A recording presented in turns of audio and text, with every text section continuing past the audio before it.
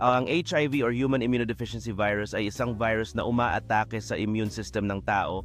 Ang pangunahing target nito ay ang mga CD4 na selula or T cells na mahalaga para sa depensa ng katawan laban sa mga infection.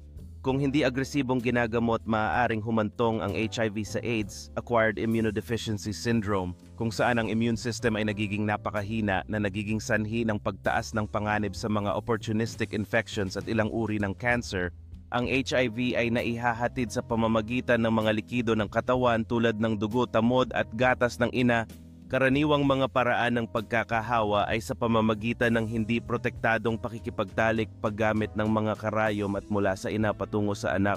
Sa kasalukuyan wala pang lunas para sa HIV pero ang antiretroviral therapy ART ay epektibong nagkukontrol sa virus. Sa tamang gamutan ng viral load ay maaring maging undetectable, ibig sabihin hindi na ito maipapasa sa mga kapareha.